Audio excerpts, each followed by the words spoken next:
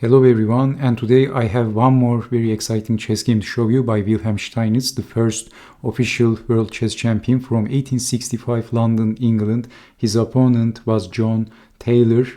He was a British chess master and also author. So his full name was John Odin Howard Taylor. So Steinitz starts the game with e4, e5, f4. And we have King's Gambit accepted, developing the knight, g5, h4, and then g4, knight to e5, attacking the g-pawn, capturing, and e5, knight to f2, developing the knight, d3, castling, knight to c3, d4, knight back, and then capturing the pawn, and black is charging to the center, queen to d6, bishop check, and we see some weakness in the light squares, so king over what else, and castling. This is quite an open position and it's already very exciting chess. So sporting the knight and then developing the knight and queen to h5, and white is already better in this position and ahead in the development. So white is a little bit more aggressive and ambitious. So knight from c to e5 and then knight takes, knight takes. Already black must be careful in here because if queen takes, the second legal move, what would you do in this position?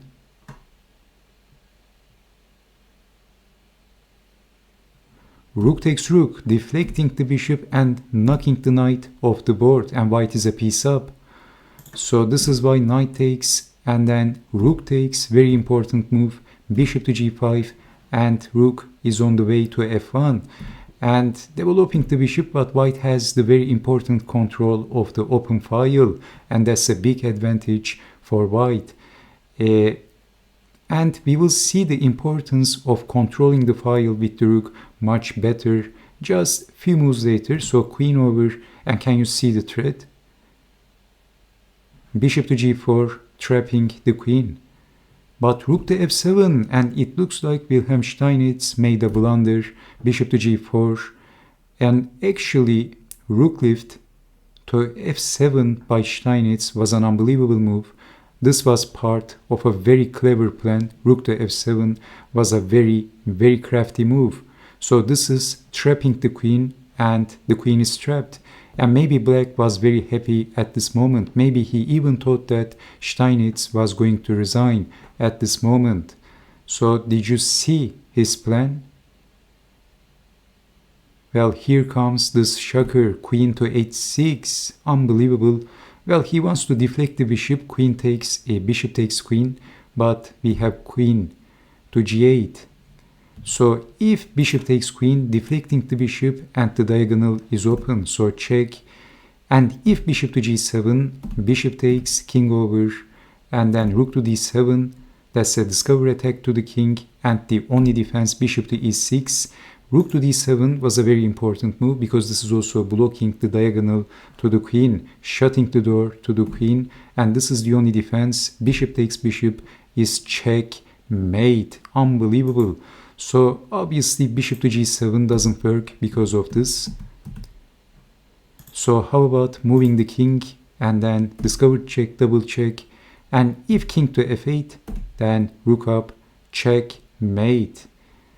And in this position, if king to h8, then rook to g8 is discovered check, double check, once again, check and mate. Unbelievable. So this was the beautiful plan of Steinitz, and this is why black is not capturing the queen with the bishop, because black is getting checkmated by force, as we see in the previous example. So this is why queen over, but then bishop to f6, pinning the bishop, and Steinitz is all over his opponent. So the bishop is pinned and threatening to take the bishop. Queen takes bishop, queen takes queen, checkmate. So this is why bishop takes, rook takes, that's a discover attack to the queen. Queen takes on c4. Black should have considered, by the way, queen to g7, but this is also losing, and white is 2 pawns up, and this is almost unplayable for black. So this is why we see queen takes on c6, but this is losing even faster. Rook takes knight and threatening checkmate, and how to defend. So we have rook to g8. If queen to f7, then rook takes bishop. Or even knight to e5 is a very strong move, and black actually has no good defense in this position. So rook over, and Steinitz played knight to e5, forking everything, and black is in big trouble, so queen takes on a2. If rook takes, then knight takes rook, only move, and black is getting checkmated.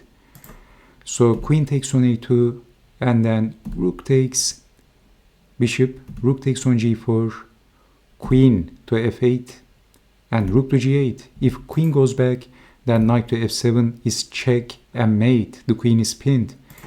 So rook to g8, and if knight to g6, queen takes knight is the only defense, and black is losing the queen. Queen takes queen, but Steinitz checkmates the king by force, just like this. Knight to g6, the only move. This opens the king, and the rook was pinned. Queen to h6, checkmate, and Steinitz checkmates the king in style.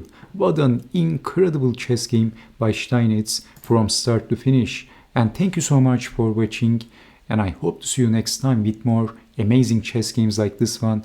Take care and bye bye.